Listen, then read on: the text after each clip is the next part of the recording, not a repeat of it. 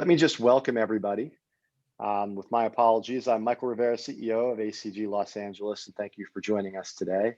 You would think that a year plus into living on Zoom, we would have sorted this out, but with apologies, we've had some minor technical difficulties that perhaps to your advantage causes you not to have to see me or my face.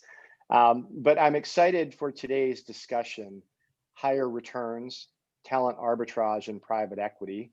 It's brought to us by ECA Partners.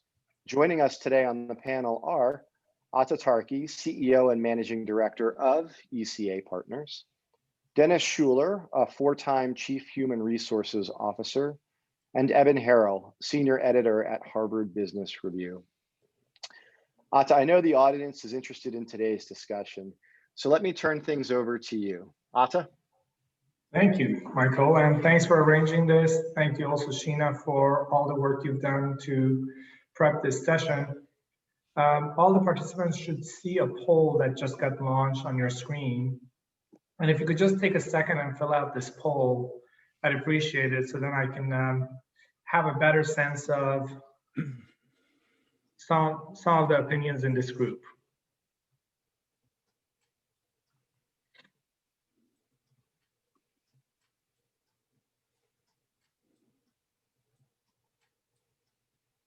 Starting to see like 4 or 5 responses come in right now.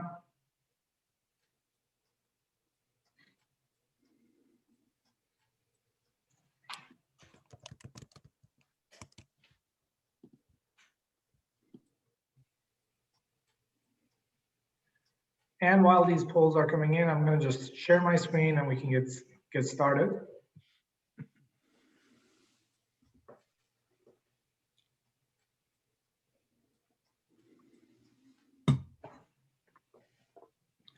Excellent. So I'd say the results of this poll start mirroring a lot of the things that I see in companies that I work with.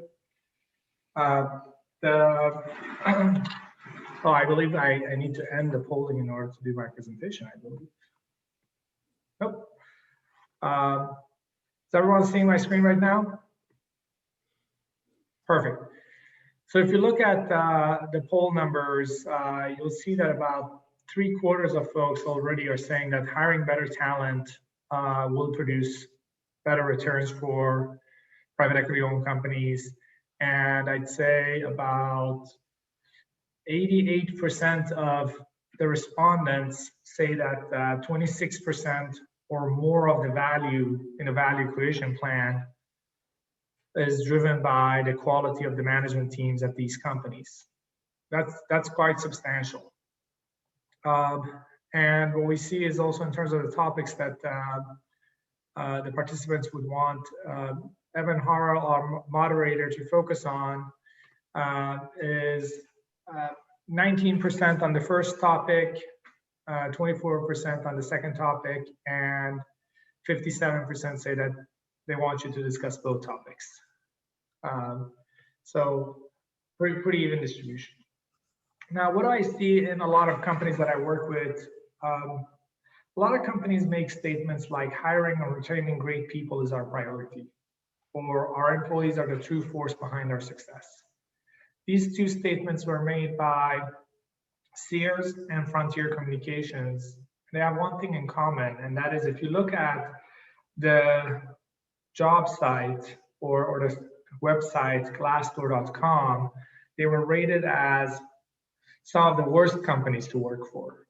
Now, why is that? Why is it so that companies that say that hiring and retaining great people don't actually act that way? Now, I guess we have 71 participants. Anyone who wants to jump in? Sheena, is there any experience that you have in terms of why people say these things but don't actually act that way? I do. Aaron Lewis or Andrew Williamson, do you have an opinion there?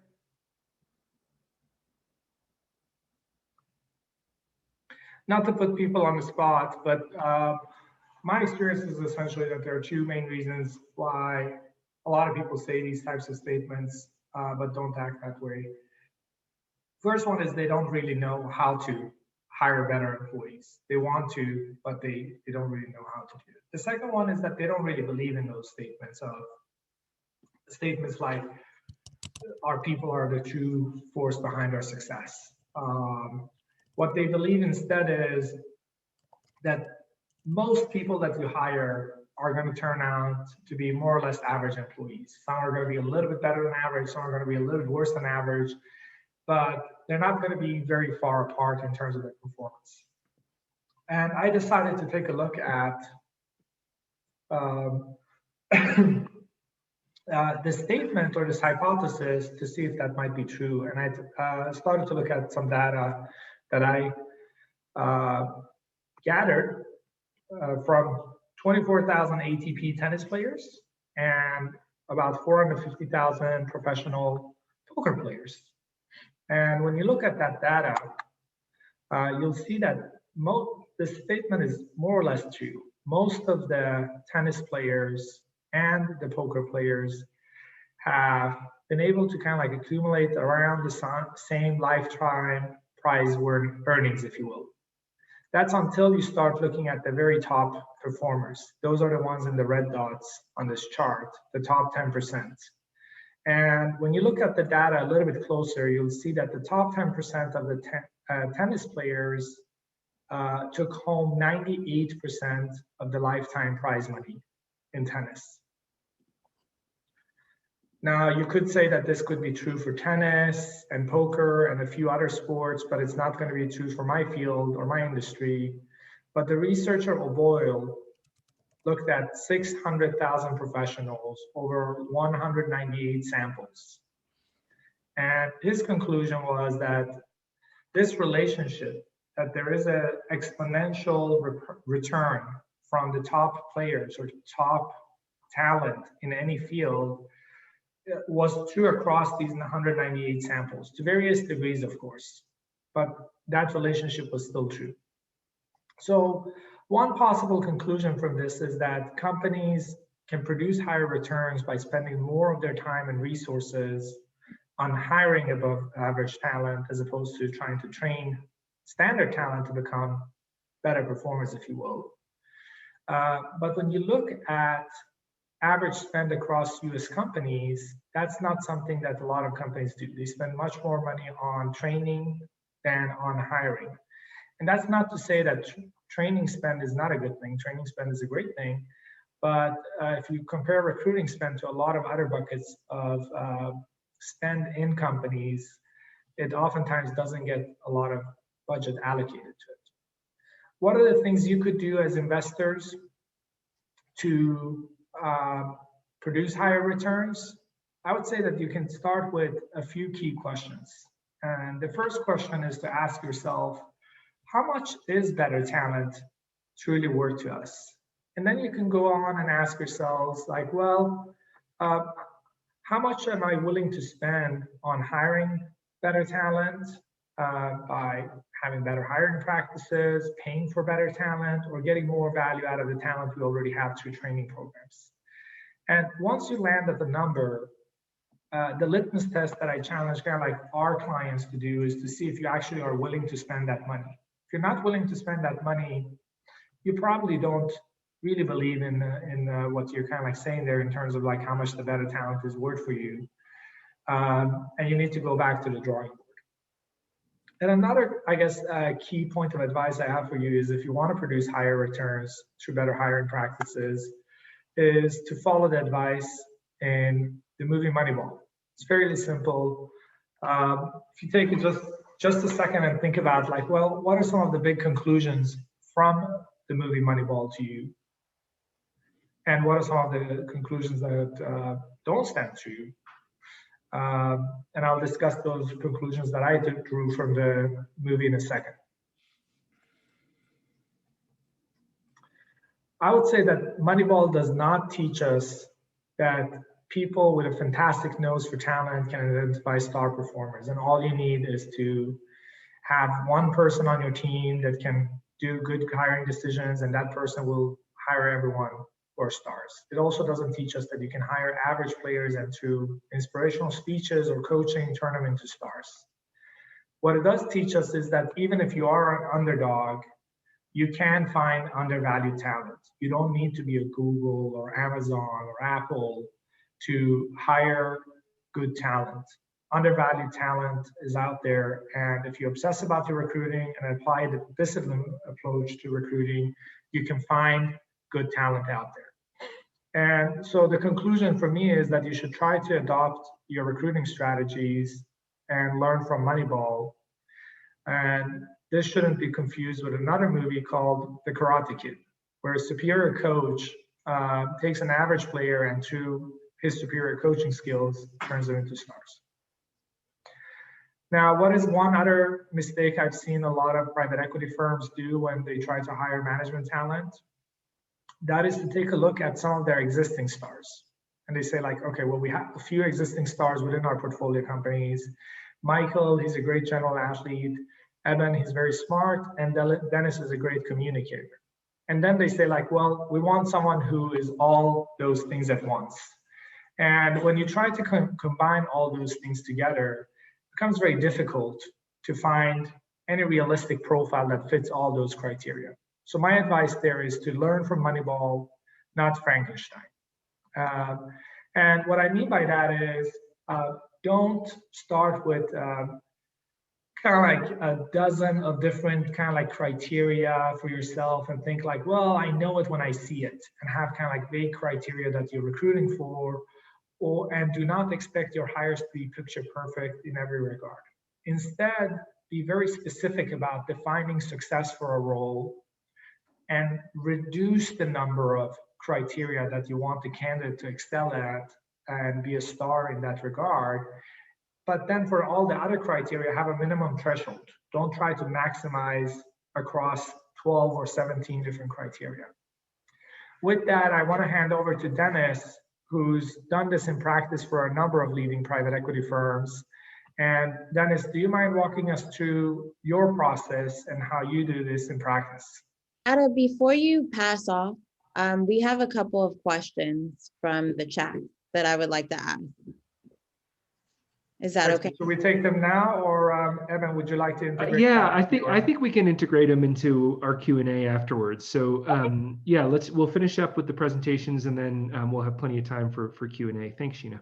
Mm-hmm. Okay, well, I'll be brief. This is the process that I run for the company that I work for in private equity, Sun Capital in Florida. We have about 34 portfolio companies, mainly growth, often founder-led businesses when we buy, range of 50 to 150 million in revenue.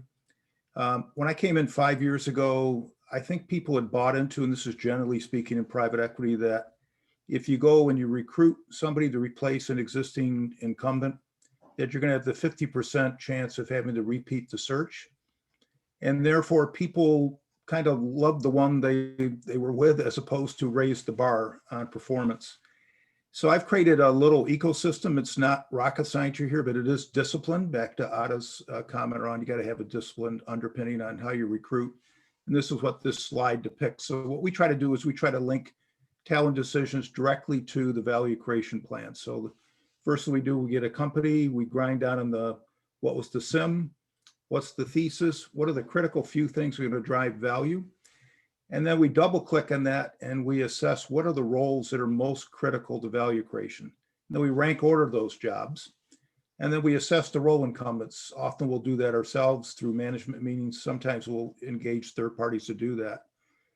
And then if we're going to go to search, then we select the right search firm and we select the right partner.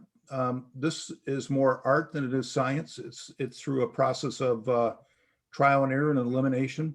What I found in my learning is that you can get the right search firm, you get the wrong search partner that doesn't have that has a stale Rolodex, that doesn't understand private equity. So I've spent a lot of time selecting a small focus group of search firms, really dialing in on who the right search partner is, and then investing in that relationship so it becomes a partnership, not a transaction. And that's really important when you start to get into the deep searches that we do. So the other thing we do is once we select the search firm, we then derive the search briefs directly from the value creation plan. So you ought to be able to trace a direct line from why to buy the company, what are the 4 or 5 things we want to mobilize and drive against over our whole period, and then that ought to translate directly into the brief that the search firm is going to take out to the market. So you ought to be able to draw a very distinct line. Private equity companies I've worked in, a few along the way, the first thing I ask when a search is not going well is where's the brief? It's either non-existent or it's pretty poorly done. It's a cut and paste that the search firm puts together, as opposed to a real fulsome account of what needs to get done. So we really spend a lot of time, I call it grinding hard on the role must-dos. What's the role got to deliver? And then we develop specific interview guides that center on having evidence against the role must-dos. What we're trying to get here is not that I like the executive, because that's the throwaway line. What we're really trying to do is get at, can the person do the job? The job defined as the must-dos that are related to the value creation plan. Now, we do a lot of work on gaining insights into candidate suitability. We do what we call deep referencing or forensic referencing. We have a company here in the US we use. We have a company in Europe we use. And what it goes, that deep referencing process, if you're not experienced, it's really a game changer. We'll typically ask the candidate, what are their references? And then we'll give it to a third party. We'll map out where they've worked with the org charts. And they'll certainly talk to the people that the candidate provided, but equally important, or even more important, I'd argue, they talk to the people that they didn't give us. So we're actually looking for the hair on the dog. What are the warts? What are the things we need to worry about through the hiring process? That's what we call deep referencing. And on occasion, for a really, really important role in an important company that's a high value creation opportunity, we'll do some leadership assessment. We use a couple companies that will supplement, augment what we picked up during the interview process, as well as the deep referencing process.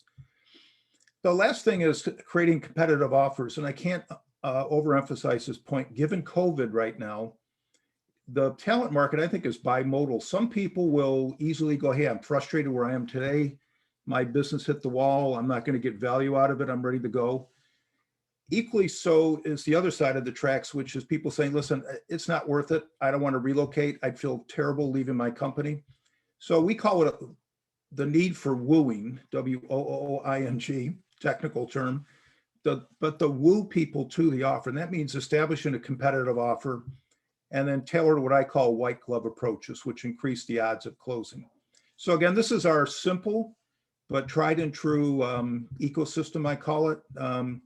I'd say our batting average is 85% plus on hit rate. It kind of defies the logic that you'll find in Google, which will say, which a lot of people subscribe to, unfortunately, you're going to be 50% wrong when you hire. So get prepared to do the search over again. I reject that wholly, provided you put in the infrastructure to do what we've done and have been doing. And again, this is work that I'll give full credit here. I ripped it off from Santiago from Blackstone, who's done this work. He trailed the path for many of us now. And it's a pretty tried and true formula that yields great result. Takes time and attention, takes quality control, takes effort, takes combination of commitment from the deal side and the operating team.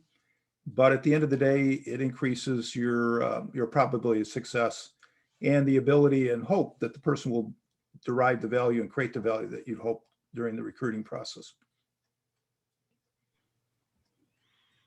Thanks, Dennis, and to both of you for really informative presentation. Let's dive into a Q&A. I've got lots of questions for you both. There's already some good ones that have come in through the chat function as well, so please do keep those coming, and I will keep an eye out on those. My goal today is sort of to try and keep you both focused on this idea of higher returns, the sort of playful title that we had, which is that, if you're going to find arbitrage, you can't just do talent well, you have to find a way to outperform when it comes to your talent selection. And how can companies do that? So we're going to cover a variety of different topics. We're going to cover this idea of how you recognize stars, Dennis, I'd love for you to talk a little bit about publicly traded companies. I'm glad this is a webinar. No one can throw rotten fruit at us, so I might even ask what a PE audience can learn from a large publicly traded company. We'll talk a little bit about the assessment process, references, and then other things that might come up. I might throw in some audience questions as we go, so please do keep those coming. Maybe we can just start with a general question, a universal question about PE industry and CEO selection. So there's this sort of general sense in my world at Harvard Business Review that PE firms do CEO selection well simply because they have the most practice. A board member at a publicly traded company might appoint a CEO once, twice, maybe 3 times if they have a long tenure as a director. But PE executives are doing it all the time. So let's start there. If you had to grade the PE industry on CEO selection, what grade would you give it? Both of you guys. Yeah, I can start there. And I think what you're saying there's a lot of truth to that. More practice in hiring has been shown to lead to better results. And Google has tracked this internally with the ability of people to predict on the job success. And there is some sort of a magical number in terms of like 50 interviews or 75 interviews, somewhere around there, your efficiency of hiring for a specific role starts going up, or your ability to predict on the job success. So more reps at it does help. And that is maybe one of the reasons Dennis says like working with the right partner is important, whether that's an external search firm or someone else who's done a lot of these hires. And when I talk to people like Jim Williams from TPG, who's placed over 100 CEOs, he does have kind of like a better instinct and understanding and pattern recognition in terms of what he's looking for. So I do think there is some truth to that. Now, keep in mind, there are 8,000 private equity firms in the US today. So some of them will hire a CEO every 3 years or 5 years. Some of them will hire multiple CEOs in a year. So it doesn't necessarily mean that all private equity firms are great. I would say of the very large ones, I would probably give them a solid A in terms of CEO hiring. The mid-size ones, it's probably a B+, and the smaller ones is maybe a B, in my opinion, in terms of how they're doing in turn compared to where they could be at. Dennis, what's your opinion?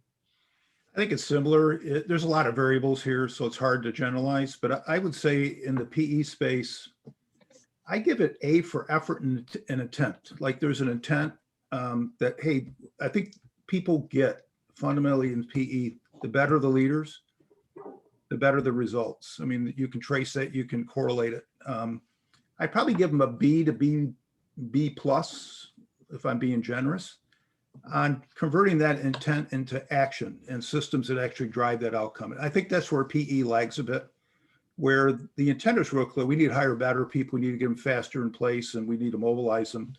But a lot of the PE firms that I compare notes with, they haven't built the infrastructure to support that. So it feels a little bit like exhortation without the systems behind it. And I think that's just a matter of time. As I get around my last 7-8 years now in private equity, there's a sea change that's going on here in terms of emphasis around building the infrastructure, the systems, hiring people like me that can kind of look at it and build it, and then have a trained eye over the search process. What my search colleagues tell me is that's probably one of the hottest searches that's going on right now is talent managers within PE, because I think people have gotten the connection now, but they've lagged a bit on putting in the system to support that. Yeah, well, so that leads me to the next question. So Ada, you've got some great research and some of which you shared around this winner-take-all talent market where stars outperform so exponentially. So how do you recognize the stars? I mean, that's the million-dollar question. And I'll be honest, from a research point of view, this is still nascent. There really isn't a definitive set of characteristics or history or personality traits that define high-performing CEOs. So how does one go about recognizing stars? And then we can dive in, double click as we go. That is the $1 trillion question, I would say, not even a $1 million question. If you look at kind of like the average spend of companies on their marketing budget in the US economy, I think that's about 3% of companies' budgets that goes towards their marketing. And with that budget, you have companies like Google and Facebook that have built up their entire business models around an advertising-based model, right? But companies spend about 54% of their budget on talent. And if you can come up with a system that really predicts talent much better than it's done today, there's so much value there that companies are giving up. Now, I think part of that is defining what good looks like. When you say like, well, how do you kind of like predict and recognize that kind of like Tom Brady before he becomes Tom Brady, or LeBron James before he becomes LeBron James? And well, there are two answers to that. Either you want to kind of like hire LeBron James and you have to pay for LeBron James, which is not kind of like viable for a lot of companies. Not everyone could go and hire Dara, who's currently leading Uber. They simply can't afford that, right? So then you got to go for a little bit less of a proven talent, and you have to take a chance. And if you ask most people, well, is it bad for you to smoke? Will smoking lead to cancer? And most people say, yeah, of course. But what is the correlation between smoking and getting cancer later in life? It's something like 11%. And the correlation between using better hiring practices and having better hiring outcomes is something like 70%. So you can massively improve your hiring result, but there is no that silver bullet of getting 100% of your CEO hires right does not exist. But you can massively improve those results by following a more disciplined approach in line with what Dennis was sharing. It's not a magical trade you could do. You have to start with understanding really like, what is the problem I'm trying to solve? What are the 3, 4, 5 things that I'm trying to solve for? Just because I'm a tech company doesn't mean that I have to hire this one tech CEO profile. One tech company might have massive problems with their product development team. Another tech company might have big challenges when it comes to their sales team. And recognizing those big levers and then hiring for that and setting up a hiring process that is kind of like very tailored and customized to that is how you do that. Yeah, Dennis, what research there is in the PE world about CEO qualities? The researchers suggest from their research, this is out of the University of Chicago, that that PE executives for their portfolio companies tend to undervalue execution and overvalue interpersonal skills. Is that been your experience? Talk to me a little bit about the urgency of the investment horizon and how that might influence hiring and the different qualities that you're looking for. Yeah, I think what I would say, having worked in large companies before I went to PE, a couple things kind of pop out for me. Then I'll do the comparison and contrast if I can. In a large company, it's a pretty competitive situation. And I've worked for blue chip companies where the best and the best want to go work there. So it's inherently competitive, and the cream does rise to the top. So that's one thing. The second is you get around A players. Just the osmosis of being around A players your entire career tune you to a higher level in terms of what you ought to be looking for relative to skills and contribution. Now, the downside to your point is large companies are inherently political, not in terms of quote political, but you got to get stuff done through a labyrinth of influences and levels and so forth. And that complexity you get rewarded for. In private equity, all that falls away. And then it's can you do it or can you not do it? And let me just kind of explain a little bit about that. At least from my vantage point in private equity, we have shorter term horizons. You've got to get, as a CEO, you have to get your agenda executed in 2.5 to 3 years. Our average hold period is 4 or 5. So you got to get in, sort out what you're going to do, get the right team around you, and then go quick. So that's one. Second is the typical PE environment is pretty resource constrained. You don't have a lot of mothership people you can pull in. From a staffing standpoint, you're on your own. So you got to roll up your sleeves, get in there and do the work. So you've got to quickly identify the gap, build your team, and actually shoulder some of the work yourself. So big companies, listen, I'm not being unkind because I loved working for the large companies I did, and they're great companies. But when you get to a certain level in a company, you get rewarded for managing their armada of the fleet of ships. In private equity, you're getting rewarded for, can you move a business from X to Y? And can you personally do that on the back of your own expertise? I think the other factors I think you have to be a little bit more deft in managing change. Typically our companies are founder led, so you got to navigate that. You've got to navigate banks and advisory services, and you've got to mobilize your front line. That's critically important in an organization that's relatively small. You can get away with not being an effective leader, I think, in large companies, because you can hide. So I think the shorter term horizon is one factor. The complexity falls away and is replaced by resource constraint, get going fast, execute with excellence, and then be able to run fast. So it is a bit different. I wouldn't want to paint the picture as black and white. There's a lot of gray in between. I think we'll talk later about maybe the differences and similarities between talent management process between large companies and PE. But I think the big difference for me is when we're recruiting a CEO, the profile I'm looking for is somebody that may have grown up in a large company early, that understood what good looks like, and then went small because they had to deliver stuff on their own, as opposed to that lived in one large company their entire career. And then you jump out of that into the PE frying pan with limited resources, and they got to go back and actually go do work. And that's sometimes a really difficult lift for people. It's a difficult transition. Evan, can I just add one thing to that? Oh, I think you're on mute. Go for it. Yeah, so I think what you're seeing there is what your question was originally is like, well, the research from University of Chicago indicates that private equity firms overvalue interpersonal skills as opposed to execution skills, and companies who hire more for execution skills tend to do better in terms of the returns these executives produce for them. And I think what you're seeing there is, again, now there are more private equity owned companies than there are public companies in the US today. It's a massive market.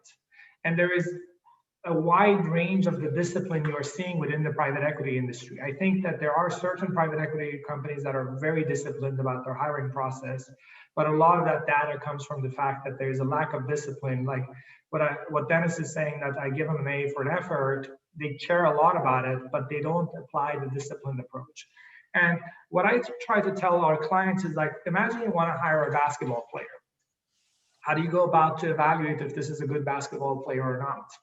Well, of course, you could look at their past stats and their personal stats, but when you're hiring for a CEO, that's not very easy to get hold of those stats. The stats are blurred out because there are a lot of different factors that go into the company results. Some of it is, confidential. So you could ask the basketball player, tell me about a time when you actually kind of like contributed to your team winning a game. Everyone can come up with that example, right? That's a behavioral interview question for you. Could also come up with say like, well, imagine you're playing against LeBron James. What would you do in that situation? That's a situational interview question. You could go and ask their teammates and their coaches, like, well, how good do you think this basketball player is? Or you could watch them play. And a lot of people don't watch their interview candidates play in the interviews. They do not set kind of like job tests, if you will. A lot of companies that I worked with, they don't ask even their CEO to put together like a 30-day, 90-day, 180-day plan or a one-year plan in terms of like, what are you going to do if you become the CEO of this company? Come and present for us. Like, well, we don't want to kind of like make it too strenuous for the CEO. I get that, but at some level, you got to kind of like put a job skill test in front of them and see if they actually know how to play basketball, or if they actually can show that they can deal with that situation. Because just relying on these behavioral and situational interview questions, candidates know that, and they've kind of like trained for those questions, but let them show you that they can do the job. Yeah, just to build on that, just 2 points if I could, even. One is when I do interviews, I always follow up with particularly with CEO candidates, I send them an impact sheet. Where have you worked? What's your revenue line and your EBITDA line when you went into the job? 2 or 3 or 4 years later, what was it when you came out of it? And then articulate what you did along the way. So it kind of hardens up the soft stuff that you get maybe an interview. In the late stage, we do more and more now board presentations. What's your 100-day plan? So we send them all the information. We send them all the business information, the background, the information on how the company's doing. And we want them to simulate their first board meeting with us upon hire after 90 days. It's actually an attraction vehicle, because I think where we've done it with probably 6 or 7 searches now. People really get into it because they want to demonstrate they can do the job. We get good marks on, boy, you guys are very thorough. And obviously we get a chance to see in action a simulated situation where the CEO is actually running the company. How do they think? What choices are they going to make? How effective are they going to be working with us as a sponsor? And then how motivating will they be in terms of crispness and clarity of communication out to the organization? All that stuff becomes illuminated and highlighted in a quote unquote board presentation. So I think do you pay for these presentations? No. Should they be? Don't know. Haven't thought about that. You should think it's normal part of the process. Now, to be fair, what we say is, listen, we don't want you to kill yourself. You're working over the weekends. This is 5 to 7 deck pages, maybe a 20 to 30 minute presentation only, and they will open it up for 20 to 30 minutes worth of question and answers. So we don't want to burn a lot of time and energy, but we do want to get a good sense of how do they think, what choices they'll make, how they'll behave with us in terms of whether they'll be a good partner, and whether they can motivate the front line, and whether they care about the front line, because a lot of our businesses are small, $200 million operations with small segments of population that are going to be touched by the CEO routinely, whereas in large companies, they may never ever meet the CEO. Yeah, and I think, Evan, to your question, should they be paying for those board presentations? The key is to really design the process so it's fair to both parties. And you try to keep it under 5 hours of investment for a board presentation like that, and it comes later in your process. If you do it as step 1 in the process, where you ask 20 people to do that, that's not fair to anyone. But if you do it at a later stage, and you tell them, like, why won't you come and ask your key questions to the board? Kind of like do a few key steps and assumptions, ask you other questions. You get a lot out of a discussion like that to see, is this person able to kind of like focus in on the key topics or not? For some more junior roles, I absolutely think you should pay candidates to do some work before they start with you. When I was releasing my book and we were looking for someone to help us with our PR and do press releases, I asked 4 or 5 different candidates to help me put together a press release, and I paid them for that work. And we only used one out of those press releases, but that really helped me select the right candidate there. It's interesting. I think what both of you guys are talking about comes naturally to you, but might be worth reminding the audience. We joke at HBR that there's several articles that we could just do versions of every 2 years, and one of them is basically like how to stop doing stupid stuff during the hiring process. On top of that list is like unstructured interviews, which have been shown over and over again, that you basically just end up hiring someone that you like as opposed to someone that would be good at the job. And you probably like them because they resemble you in some way, went to the same school, share the same extracurricular interests, et cetera, which is a terrible way to do hiring.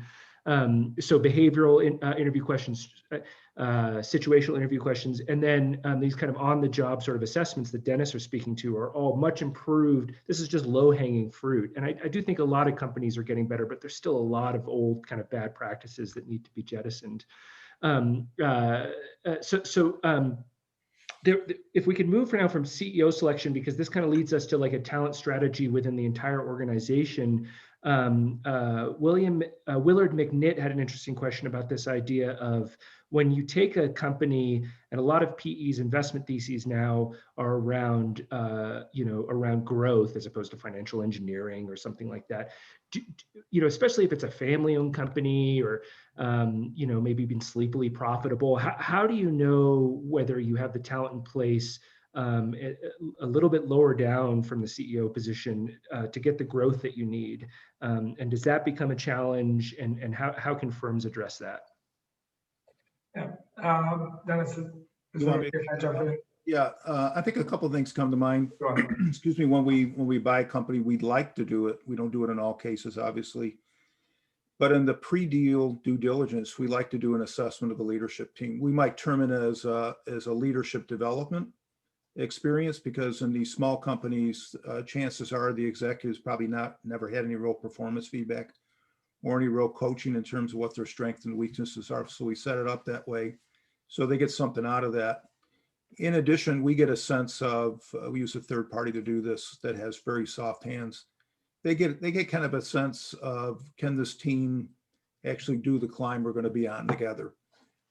So that we like to do that in pre-deal. Often that's not the case because there's sensitivities around in terms of buying the company, and we don't want to screw that up along the way. But once we do the deal, within 3 months, we're actually assessing the team. We use 2 companies that we do. We basically get a heat map at the end of the day, which is, against what we need to get done relative to the value creation thesis. Red, yellow, green. Here's where we've got some hot spots, literally as a map that maps out the skills and experiences of the executive team. We also double click on, based on the thesis, where do we think the real work's going to happen? Most often it happens to the leadership team, but there's occasion where a real critical role deeper in the organization is what the real value creation engine is. Take an HVAC company we owned. The real leverage was recruiting HVAC techs. So getting a real good recruiter deep down in the organization was really where the action is, as opposed to hiring a really good CHRO, just for an example. So we do pre-deal, we do post-deal to really start to navigate and get in touch with what type of skills and abilities people have. And then that sets in motion a process in terms of a risk assessment. Do we have the right players? If not, how much do we want to change? And then we activate search and off we go. But there is a technology, again, and a discipline that underpins this process. This isn't a willy-nilly, somebody flies in and in a management meeting decides that, Ada's good and I'm not. It's really a thoughtful, fulsome approach. Again, connected back to why do we buy the company and what are we trying to do with the company over the 4 or 5 year hold period. Yeah. And I'd say, Evan, to that question, a lot of the family-owned businesses that I see private equity firms acquiring, they run into a similar issue, which is that these firms do have a little bit of a talent gap in the middle layer, kind of like between the management layer and then the kind of like 2 steps below the CEO. And oftentimes it's because the CEO founder has been playing a Swiss Army knife role, where they're kind of like really good at a lot of different things. And what you need to do is to replace this one person with a couple of power drills, each with a different kind of like function, right? And sometimes you need to kind of like say like, okay, this is extremely critical, and what is the cost of this going wrong?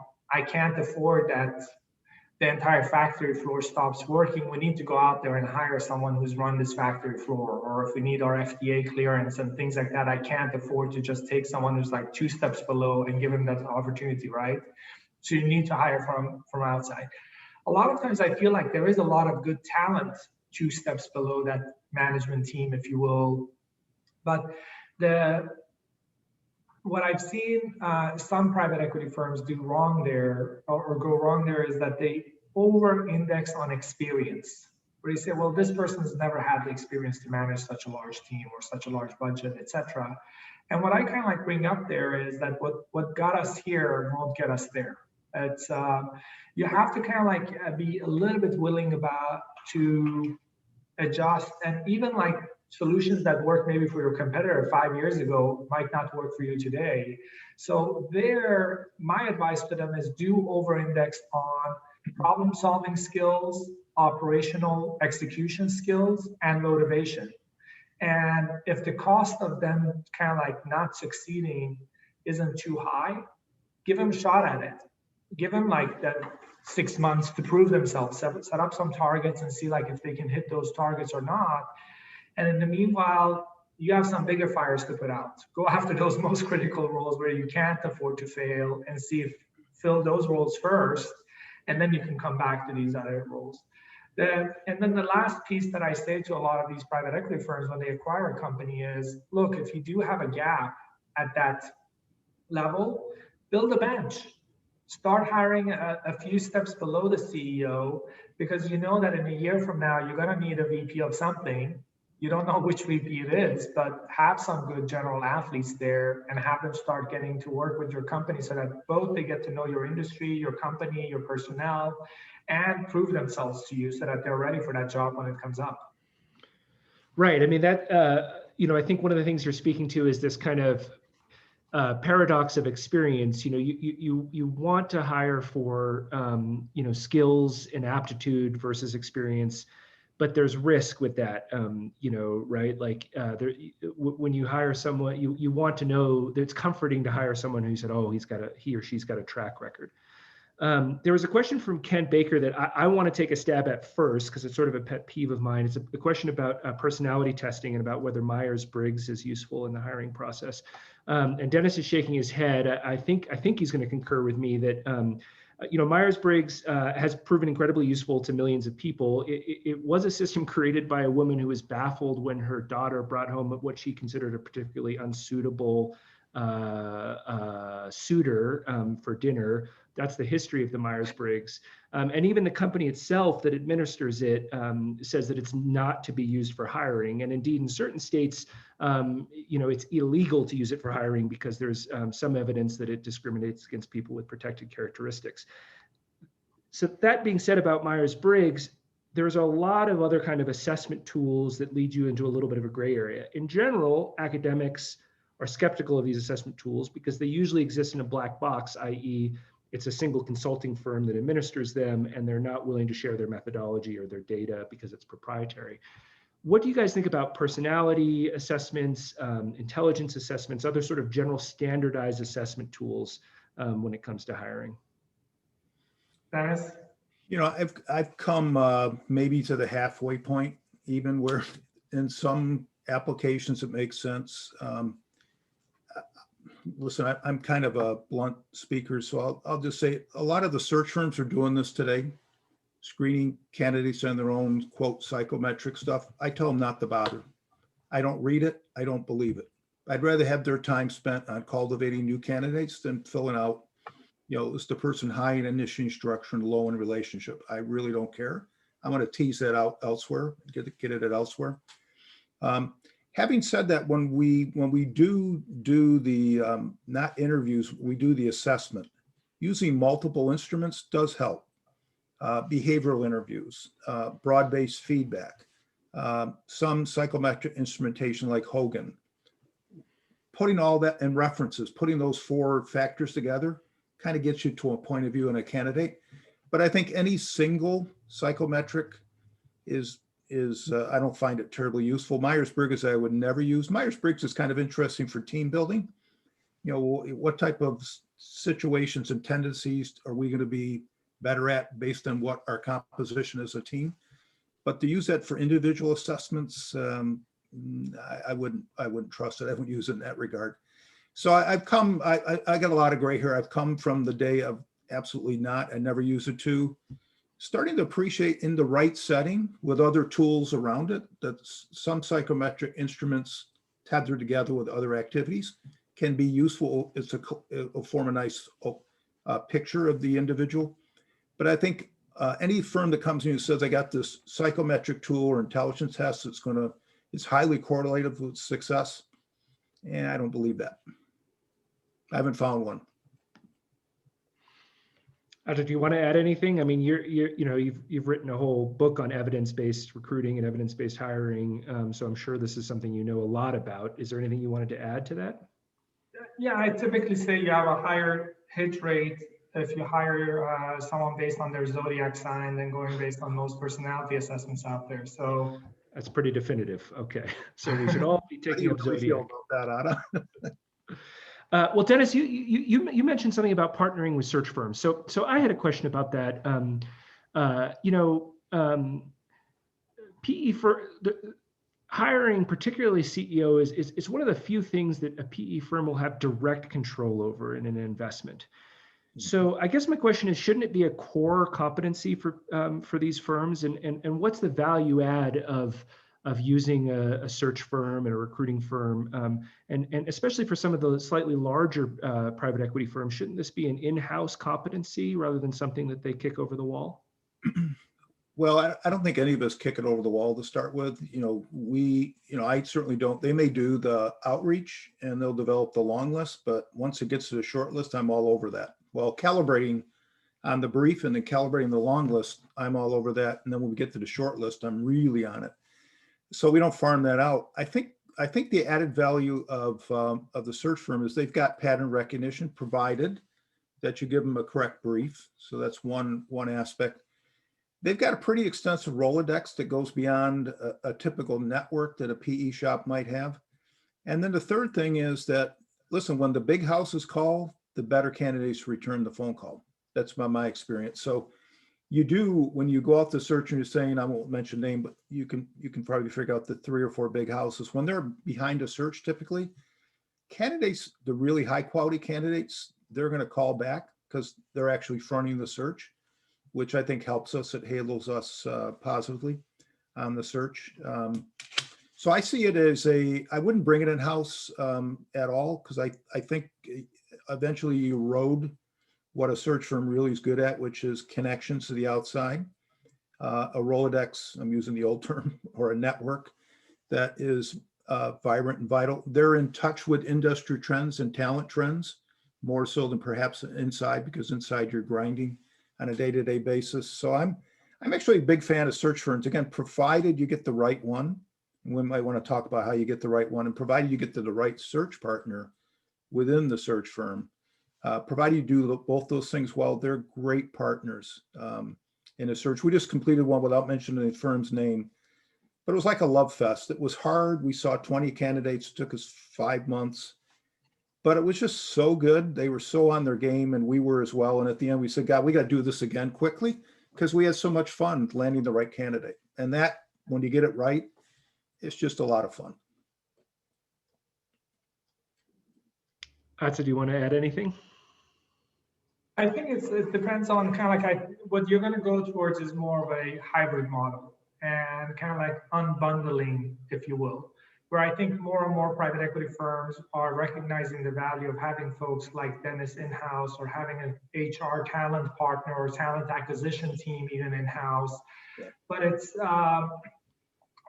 like any profession, if you have like 2 or 5 or 10 people in-house compared to a company that has an army of 200 or 500 or 1,000 of such professionals, and that's the only thing they focus on doing, as opposed to this being a small function where you got to recognize what is it that we're really good at, and where can we get that help from an external partner sometimes, and do things in-house sometimes. And if you know that, like, look, we oftentimes invest in consumer products companies, and we oftentimes are looking for a chief marketing officer, by all means, you should have your own Rolodex of CMO candidates. And by all means, you should try to take a first stab at that search yourself.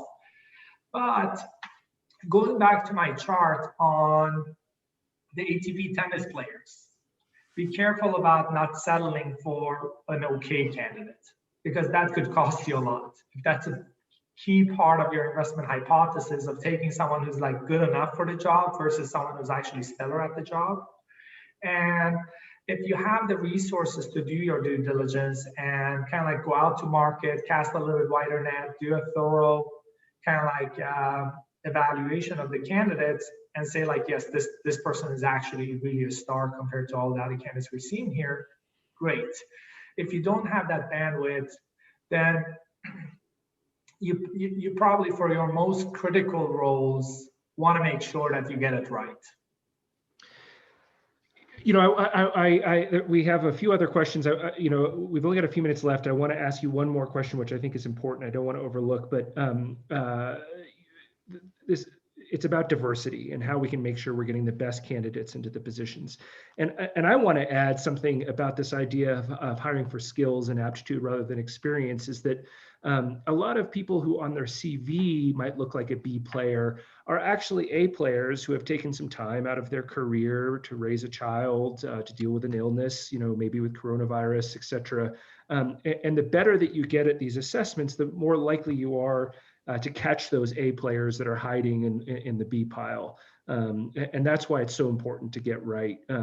Other than that, is there anything? I mean, this is a whole other. We could do another hour on this, but is there stuff that you guys can add about, making how PE firms can make sure they're getting the best candidates from diverse pools?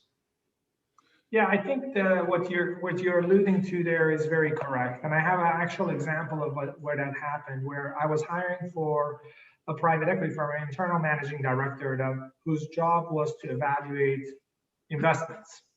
And they had a bunch of candidates, and it was a person who was an ESL. He had moved to the US 2 years ago, was working at the top tier management consulting firms. And in the interviews, they ranked him number 7 out of 7 candidates. And then they decided, well, what the heck? Let's give kind of like a blind test to all the candidates, where they got kind of like a investment deck, and they had to come up with the questions that they wanted to dive into at the next round. And based on that blind test, they rated him kind of like tied number 1 place. And that just kind of like made them realize, oh gosh, maybe he wasn't very articulate in the first round interview, but he actually really knows this subject, and we should pay closer attention to him. And kind of like going beyond this kind of like interpersonal skills that you were mentioning earlier, they actually brought him in for a final round of interviews. Yeah, there's a famous study about musicians and blind auditions, that when European orchestras went to blind auditions, suddenly the percentage of women in the orchestra went way up. Dennis, is there anything else you wanted to add? Yeah, I would just say that we insist with our search firm partners, if they're sending us a slate of all white males, it's a bad start right off the top. It's a very telling long list when that's all they can come with. Like, you probably got the wrong search firm. The other is, we really practice lean in here, which is, we really are trying to look for the talent. We're trying to be as blind as we can to the individual, more to, can they actually do the work? Sorry about that. I didn't know what was happening there for a minute. And we're really heavy on getting critical mass. This is something we learned from the large companies I've worked at. Once you get a critical mass of diverse people inside the company, more people want to work there. So we spent a lot of time in the last 2-3 years getting inside our firm, women in particular, in key investment roles on the deal side and on the op side and in the infrastructure group. And we got more than a handful now of senior leaders at the leadership level at portfolio companies. But I think it starts first and foremost with a commitment to it. Secondly, making sure that the search firms, they always say they'll produce a diverse slate. When you call them on it for the first time, they're like embarrassed. Like I said, listen, when we put it as a spec requirement, I meant it. So when you bring a search and all has is white males, it's not a good start with me. Go back and do it again. So that I think it's tone setting from the top. It's tone setting through the process that you use. By the way, it's hard though. It's a tough lift because we pull a lot of our people from investment banking. The investment banking side of it is not as attractive as it used to be, particularly to young women and minorities, and they're going elsewhere, either high tech or startups. So it's a shrinking pool that's even more competitive. Well, we're out of time. I very much enjoyed this conversation. Michael, are you back on the line? Do you want to sign off for us, or should we wish everyone well? Well, I'd love for you to wish everyone well. Eben, I just came back on to thank you, Eben, for moderating such an interesting discussion. Ata Tarki from ECA Partners, first for being our sponsor and our host today. Ata, thank you so much for that and for participating and sharing. And Dennis as well for your insight. Eben, you mentioned a discussion branch that probably would have supported another hour. As I think of the future of work and some of the tailwinds coming out of COVID, there's probably yet another hour that we could explore there as well. So certainly a very, very broad and deep area of discussion. Thank you for this hour. Ata had shared his email address and Dennis's on the slide. I know there are some questions that perhaps have remained unanswered. What I'll offer to those in our audience is if you'd like to email me directly, and you can find my email address on the ACGLA website, feel free to take down Atta and Dennis's emails now. I know they are open to entertaining some of your questions, I believe, via email and continuing the discussion. And certainly if I, on behalf of ACGLA, can facilitate those discussions, I'm happy to do so as well. But so with that, Eben, Atta, and Dennis, thank you so much for your time. For those of you out there in the audience, thank you for your questions and for participating. We look forward to seeing you again. Thank you. Thank you, everyone. Thank you.